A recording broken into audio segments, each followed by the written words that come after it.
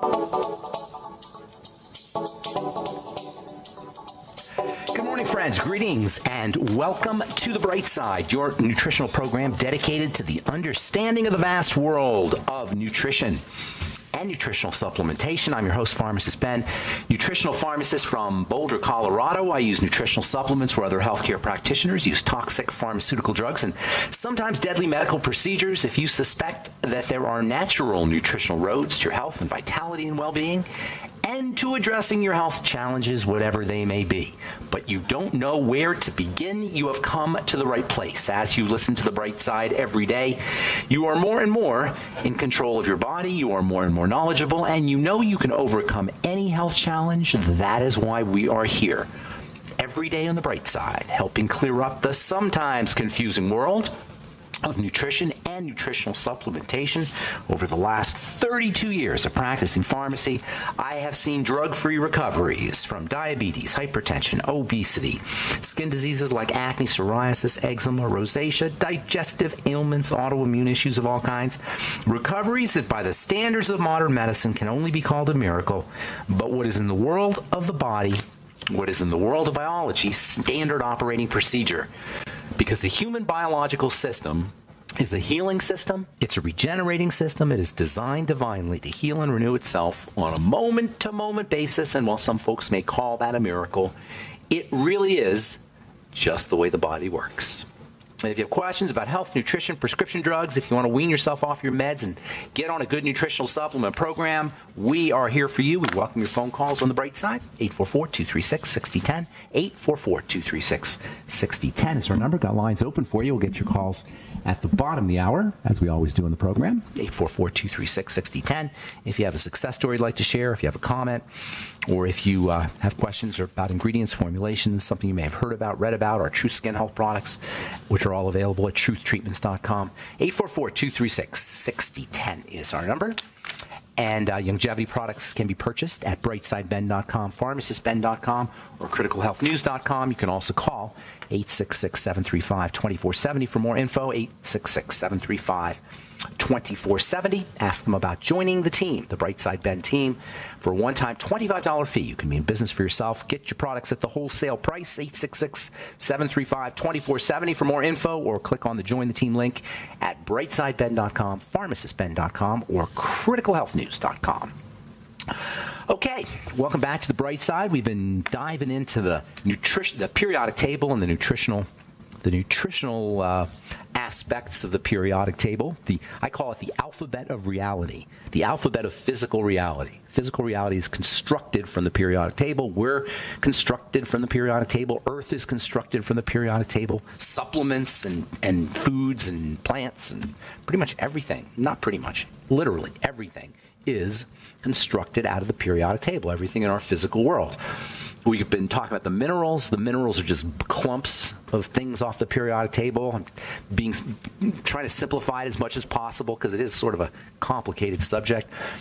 A mineral is just a clump of, just picture the boxes on the periodic table and clump up a bunch of boxes. It's a word.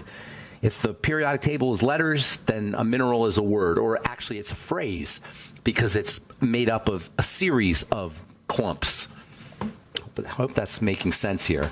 In any case, minerals are for the most part organized in a certain repeating structure. Whenever you have a repeating structure, you have a form. A repeating structure, if you take a structure that's a bunch of just loose, just like think of beads just thrown all over your desk or something.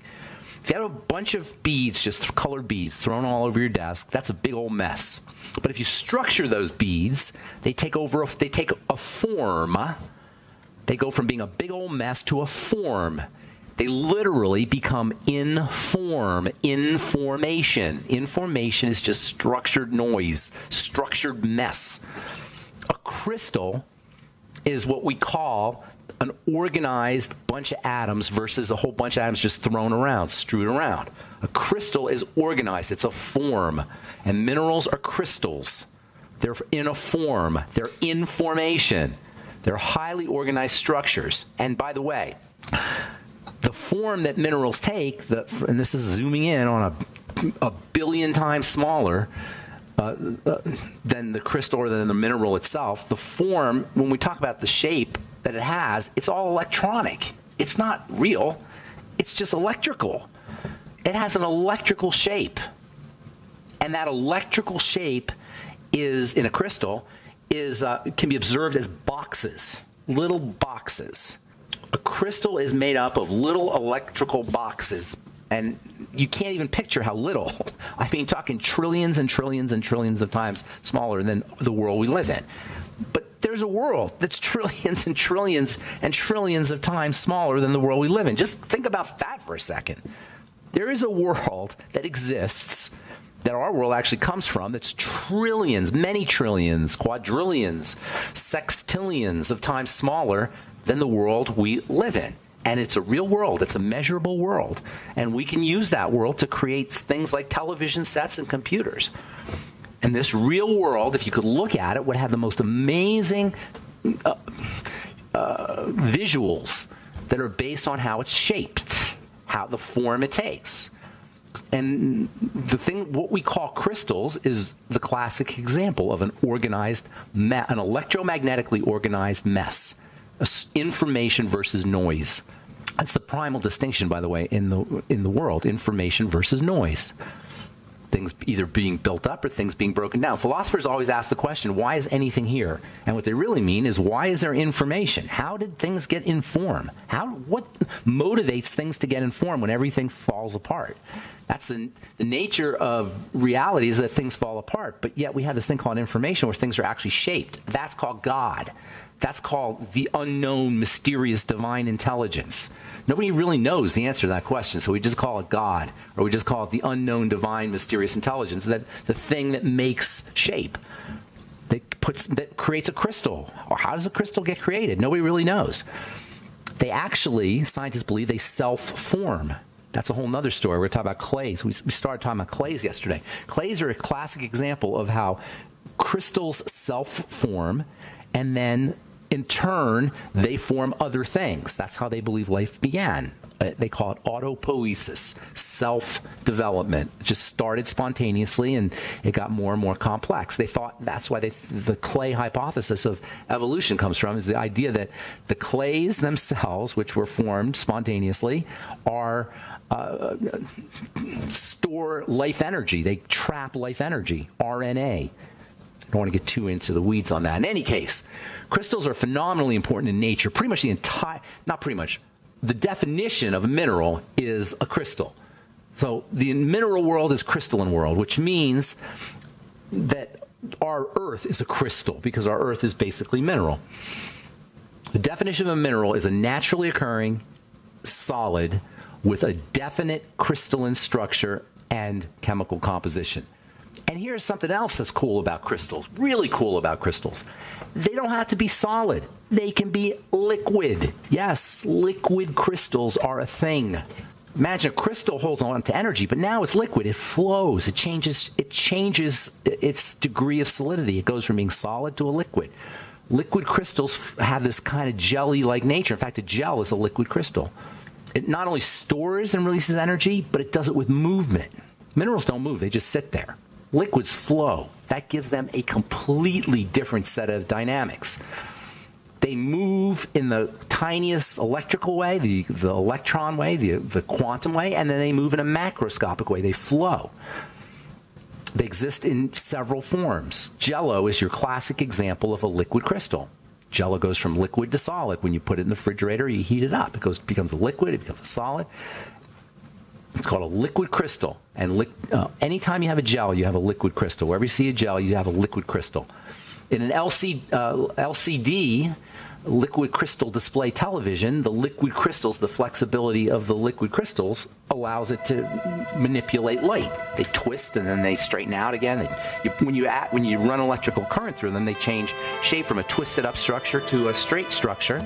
And this allows them to manipulate pixels, turn pixels on and off. All right, I'm Pharmacist Ben. 844-236-6010 is our number. You're listening to The Bright Side. We'll be back right after this.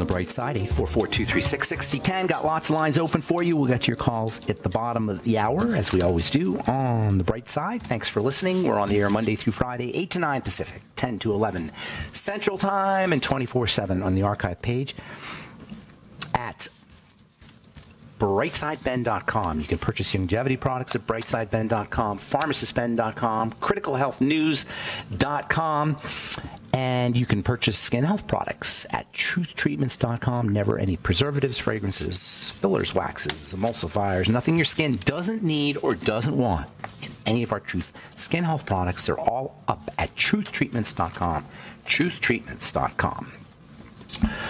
Okay, so we're talking about the crystalline nature of the world, the crystalline nature of Earth, the crystalline nature of liquids. Crystals are everywhere. They have this new agey kind of connotation when people think about crystals, and for good reason, because crystals are highly energetic substances. They trap energy, they store energy, they release energy. Crystals in the Earth, mineral crystals do this. I find that so mind-blowing that the Earth is a crystal when you consider all of the things that we know crystals do in terms of electrical energy. So if you could have the right detection mechanisms, if you could see Earth and in the way it's processing energy, the crystals, the ocean is a liquid crystal. The ocean, much of the ocean is held together like liquid crystal. The Earth itself is a molten, the core of the Earth is an iron ball that is a crystal. The stuff that surrounds the iron ball is called the outer core. The inner core is an iron ball. The outer core is the liquid that sloshes around outside the iron ball. That's probably liquid crystal. And then you have the two surface layers of the Earth are made largely up of crystal. Basically, Earth is a crystal. And it's doing all kinds of crystalline things with energy. It's spewing out energy. That's why earthing is so important. That's why there's this thing called forest bathing. Is so important. Forest bathing is leveraging the negative ions or the electrons. Negative ions are the same things as electrons that are spewing out of the Earth and everything that grows on the Earth. Our buildings and our civilization and the clothing we wear, our shoes, all of these kind of conspire to cut us off from all of this electrical energy. Still can't really do it, but we get less of it than if we were living in a natural world. And we've thrown off the electrical energy, the electronics of our body and of the Earth significantly since civilization began, but super significantly in the last 100 years. Only if we think of the Earth as a conducting electrical crystalline system, crystalline energy system, it's hard to imagine what kind of disruption we've done to this electrical energy over the course of the last 150 years since the electrical age began, somewhere in the 1860s or 1870s. The human body is also a crystal. And this gives the human body an amazing crystalline properties, amazing conductive properties, information storage properties. But it's a liquid crystal. The human body is a liquid crystal. It's a gel. The human body is a gel. It's a liquid crystal on many levels. Your flesh, when you squeeze your flesh, you're squeezing gel. Squeeze your flesh and you see it feel. Squeeze your ear. It's a classic example. You can feel that it's kind of got a jelly texture to it. That jelly texture, that gel is crystalline, is liquid crystal. Yes, your ear conducts high amounts. Your earlobe, I'm talking, not the ear. Your earlobe conducts electrical energy so much so that it's a major acupuncture point, the earlobes. That's how acupuncture works.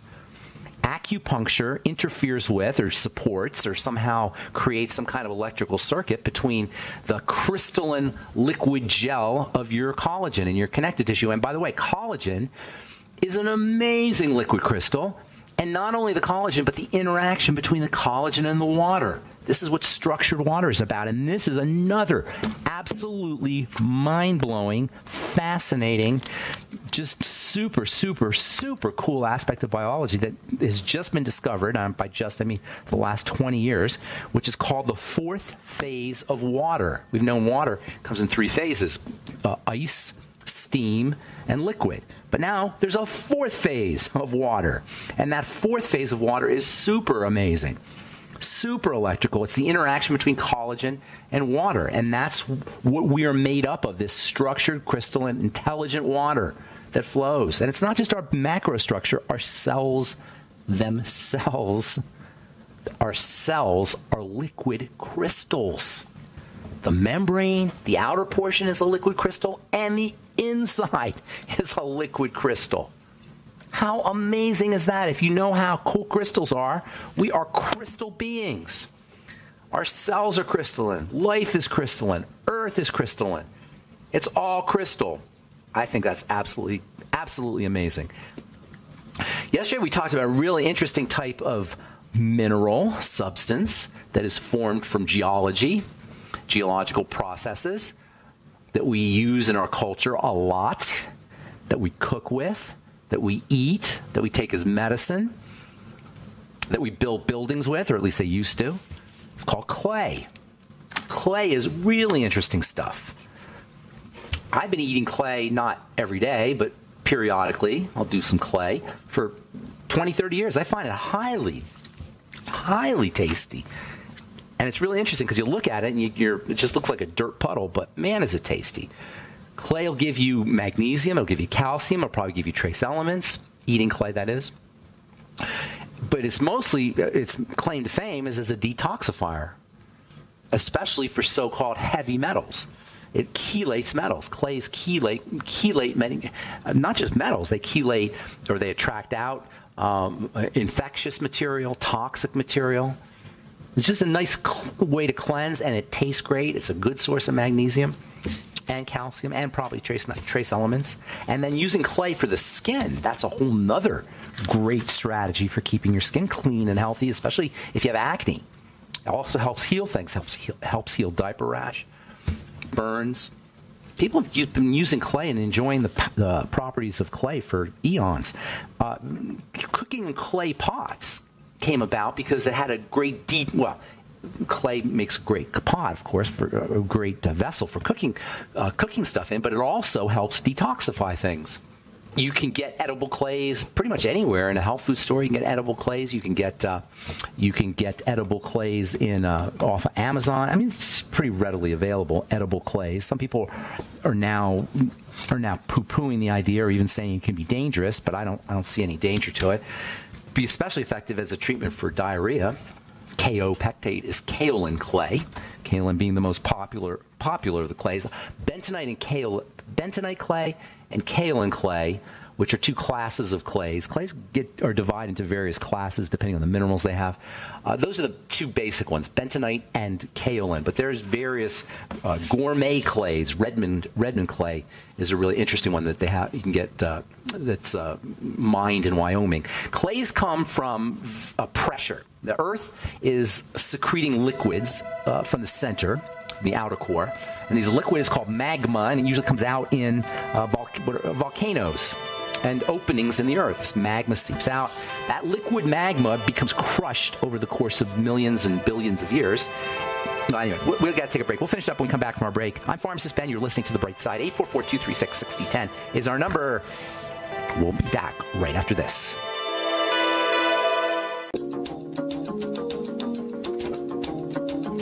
Okay, we are back on The Bright Side. 844-236-6010 is our number, and we've got an empty board. Nobody's on the line, so now's the time to call if you have questions about anything we're speaking about here today, comment, success story you'd like to share. Are you a clay eater? I'd like to hear from clay eaters. I personally am a clay eater, although not every... I do it probably about once every 10 days or so. I'll do a little teaspoon of clay. Bentonite clay is the clay I'll use. Before I went to break, I was talking about how this whole thing happens, how clays are formed, and we're going to talk tomorrow about liquid crystals in the body, specifically polysaccharides, and this whole idea of liquid water and the relationship between polysaccharides and liquid water. Poly means many, saccharides means sugars. Many sugars strung together form amazing crystals. In the skin, the relationship between the collagen and the polysaccharides in the water are really what we're all looking for when we want beautiful skin. When we have aging skin and thinning skin, it's really about a breakdown in the scaffolding of this solid / water, this liquid crystal water. Liquid crystal water is like solid water, structured water. Not even solid. I don't want to say solid. It's like thick water. It's not quite solid. It's not quite liquid. It's right in between. That's what a gel is. It's right in between a liquid and a solid. And this sort of biphasic nature, the fact that it's both liquid and solid, is why it's so darn important, and so darn important for anti-aging. Wrinkles are, and all, not just wrinkles, but the thinning skin that's associated with aging is really a breakdown in the connective tissue and the polysaccharides, leading to sloppy water rather than structured water. We become more sloppy as we age. That's really what happens. When we're younger, we have more crystalline, we have a more distinct crystalline nature. When we're old, we lose that crystalline structure. That's why building connective tissue, building collagen, is the key to anti-aging. The ultimate key, because when you build collagen and you build connective tissue, you're building the precipitating substances around which the liquid crystal water can develop or can form. And we'll talk more about this tomorrow. I want to just to give you an idea here. This is a title of a very cool paper written by a lady named Mae-Wan Ho, M-A-E-W-A-N. Mae-Wan, her last name Ho, and she is like the great guru of the superconducting nature of the physical body, and she's written some really cool books. One's called The Rainbow and the Worm, which is an absolute classic. It is a little bit difficult to read. And she's written another one called Living Rainbow Water. Now, Mae-Wan Ho is not a New Age hippie by any stretch of the imagination. She's a electrical engineer and a PhD, and she's not a flake, put it that way. And she's written all of these books about how, and papers, about the relationship between the structure of liquids, specifically water, and solid matter in the human body. I hesitate to say solid because there really isn't anything solid in the human body. The bones are as close to solid as you can get, and even those have a certain liquid crystalline nature, although maybe at the very core of it you have kind of a rock, which is calcium, but even the calcium forms a crystal around which liquids will form, liquid crystals will form. Anyway, the title of this paper, Superconducting Liquid Crystalline Water Aligned with Collagen Fibers in the Fascia as Acupuncture Meridians for Traditional Chinese Medicine. This paper that talks about how acupuncture meridians are connected to these little patches, or these little nodes of liquid crystalline water and collagen, which is, I find, super cool. All right, before we went to break, we were talking, just going to finish this up, and then we'll continue talking about liquid crystals tomorrow, about how these things are formed. The Earth, the liquid in the outer core of the Earth is pressurized over billions and billions of years to form something called feldspar. Feldspar is basically just rock. It's the first form. It's the first crystalline solid after pressure hits the liquid, the magma, in the Earth. And then you have clays, which are formed from more pressure. And those clays, as I said yesterday and I said today, are the beginnings of life, because clays have an ability to trap amino acids and to trap the beginnings of DNA, without getting into too much chemistry. The beginnings of DNA are trapped in clays. And this makes clays, at least according to the hypothesis and the latest theory about evolution, clays as the parent of life on Earth, how life began on Earth, in the clay, which is very, very biblical, obviously. All right, tomorrow we'll talk about liquid crystals and polysaccharides and high hyaluronic acid. Well, not just tomorrow, but over the coming days, I want to really get into how the skin is liquid crystal, and also how you can improve the liquid crystalline nature of the skin for beauty and for anti-aging. And oh, by the way, dry skin is involved here. Human skin should never be dry. Guess what? Dry skin is a sign of a defective formation of crystals in the skin. That's what dry skin is. And we will talk about that in the coming days on The Bright Side. All right. 844-236-6010. And we have lots of lines open from... This is from the CUNY, SUNY School of Public Health, Hunter College City, University of New York. That's what SUNY stands for. Vegan diet and inflammation. A vegan diet may protect against metabolic illnesses and inflammatory conditions to a greater degree than a vegetarian diet. Now, isn't that interesting? Vegetarians will eat eggs. Vegetarians will eat dairy. But vegans don't eat any of that stuff. Vegans are just doing grains. Now, veganism and vegetarianism, for that matter, there's certain advantages. Absolutely. Meat is a problematic food. Dairy is problematic as well. Eggs, as far as I'm concerned, are perfect food. So I'm not going to include eggs there. But for vegans, if you're not going to do eggs, you're not going to do dairy, and you're not going to do meat. Obviously, you're going to be missing serious sources of protein. Not only that, but you're going to be missing serious sources of living protein, of life protein, of protein that's important for building things. You can get protein from certain things in the vegetarian world or in the plant world, but mostly they're beans or legumes.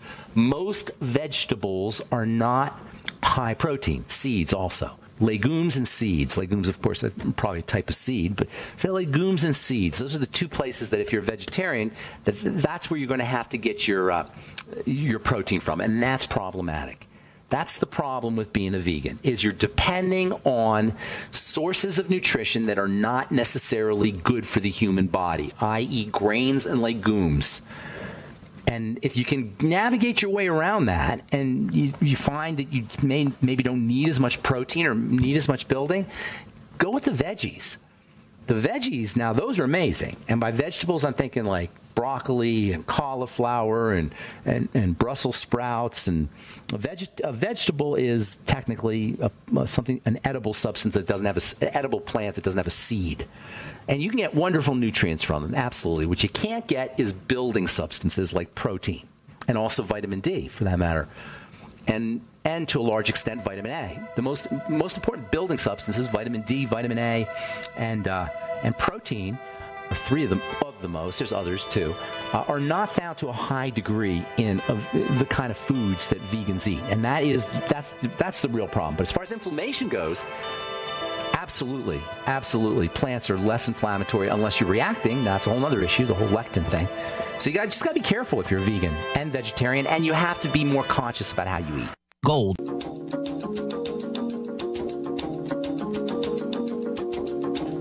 Okay, we are back on the bright side, and we do have lines open at 844-236-6010. 844-236-6010 from JAMA Network Open from the University of Kansas. Clinical trial. Prenatal DHA prevents blood pressure increase from obesity during childhood. That's kind of interesting. Pregnant moms who daily consumed 600 milligrams of DHA, which is a very interesting omega-3 fatty acid that's found in fish, protected their children, their offspring, from the blood pressure elevating effects of excessive weight in early childhood. DHA is one of those substances that helps the body grow effectively, particularly the nerves, particularly the brain. So we've known about the brain and the nervous system and the eyes, the benefits of omega-3, of DHA omega-3 for many, many years. Now, apparently, we find that it has protective effects for children, for obese children who ordinarily would have high blood pressure, but using DHA, when their moms used DHA while they were developing the womb, they were protected. DHA is just fabulous stuff. There's a lot of confusion around these omega-3s, and in fact, there's a lot of confusion around EFAs, just like with minerals. Probably minerals and fats are the two most confusing subjects for anybody to understand. Actually, all of nutrition is a little confusing, but minerals and fats probably lead the way in nutritional confusion and nutritional misinformation. That's essential fatty acids. The most important term there is essential, or the most important word there is essential. So essential fatty acids are fatty acids. They're fats. Don't even worry about the acid part. That just confuses things. They're fats. They're a fatty substance that you have to have. And there's not a lot of fatty substances that you will die without or get very, very sick without. But there's two specific kinds of fats that are like vitamins. You can't live without them. They're said to be essential. You can't live without them. There's only two. Technically, they're called alpha-linoleic and alpha-linolenic acids, but we know them colloquially as omega-3 and omega-6. But that is a little confusing, and I'll tell you why. Omega-6 is just one kind of thing. That's fine. But there's lots of different types of omega-3s. There's 3 main types of omega-3s, but only one is essential. And that's the alpha-linolenic, and that's the stuff that's found in flax and chia and hemp seeds mostly. The stuff that's found in fish is not essential. The EPA and the DHA and the fish oil, they're not essential. Your body can make those. The definition of essential is your body can't make them. So if you say, I'm taking fish oil for my omega-3s, you may be missing out on the parent omega-3 fatty acid. On the other hand, if you just take the parent, you may not be making enough of the metabolite, the DHA and the EPA, or the fish oil stuff. Fish oil has DHA and EPA. That's the main ones, and they're very important for the heart. They're very important for the brain and the eyes, and not everybody makes it. Yes, you can make it. That's true. They're not essential, but not everybody makes it efficiently.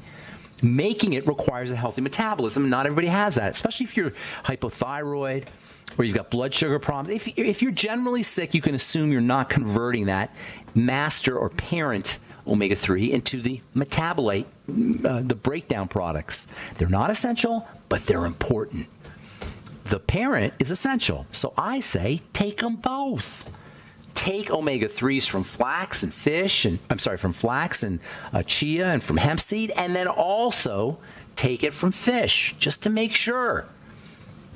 The thing about these fats is nobody really knows how much you need.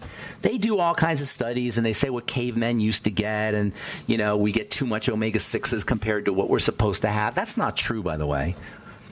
We're deficient in omega-6s. You need more omega-6s than you need omega-3s. Omega-3s are kind of like magical pixie dust. They're like condiments. The meal is the omega-6s. The omega-6s are what you have most of in your body. The membranes, except for in the nervous system, are mostly made of omega-6s, especially the skin, by the way. Omega-3s have some chemistry properties, like they're anti-inflammatory, but the omega-6s, they're all important.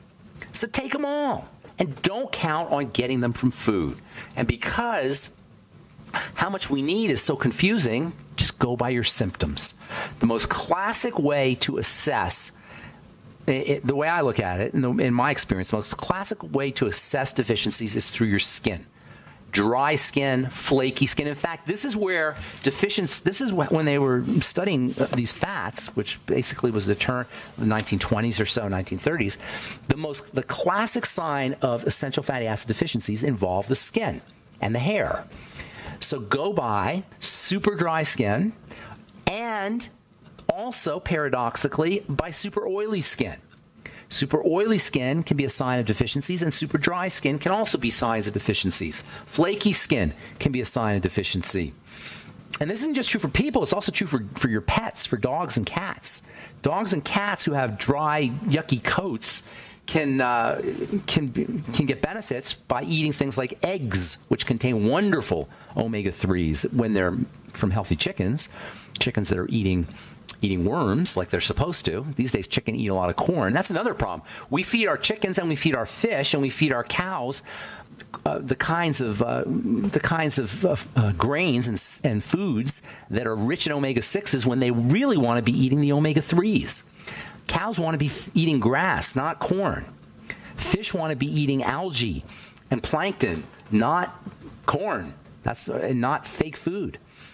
That's the problem. These days, our fish are the EFAs in our fish and the EFAs in our meat, and the EFAs, unfortunately, in our eggs also are more skewed towards the omega-6 side. That's why people think you get too much omega-6s. Now, I would tell you that when you cook your meat or you cook your eggs, you don't get the advantage of the omega-6s.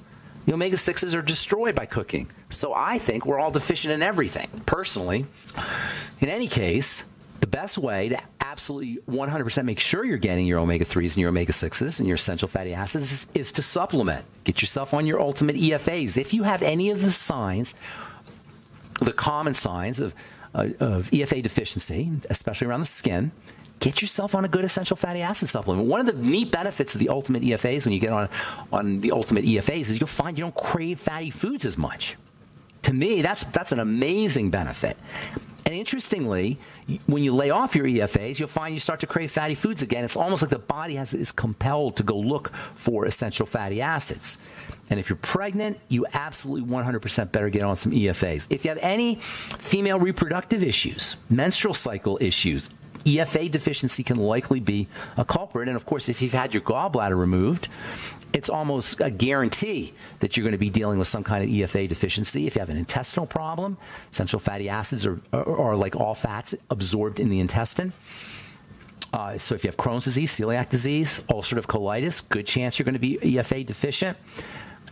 And this will cause the skin to be compromised. EFAs are important for growth of connective tissue. So if your connective tissue is breaking down and you're showing the signs of accelerated aging, essential fatty acids can help you there. And keep in mind, the entire body is constructed of connective tissue. So even if you're not manifesting the very obvious signs of connective tissue deterioration, if you have any kind of chronic long-term degenerative disease, you can rest assured that inside your body, your connective tissue is beginning to deteriorate, and a good essential fatty acid supplement can help you there. These essential fatty acids are beyond the beyond when it comes to important. They're not vitamins, they're not minerals, but they're essential fatty acids. They're essential to good nutrition, and they're very difficult to get from food. If you want to go with the food, if you want to go the food route, avocados. To me, avocados are the best omega-6 source. They're super tasty, and they're a great source of omega-6s. Non-grain, non-GMO omega-6s. Avocados tend to be non-GMO and non-glyphosate. And then also for your omega-3s, organic flax seeds. Go get yourself some organic flax seeds, golden organic flax seeds. They come brown and they come golden. The golden organic flax seeds have more nutritional value. Get the golden nutritional flax seed. Cost you $2 a pound. Grind them up every day.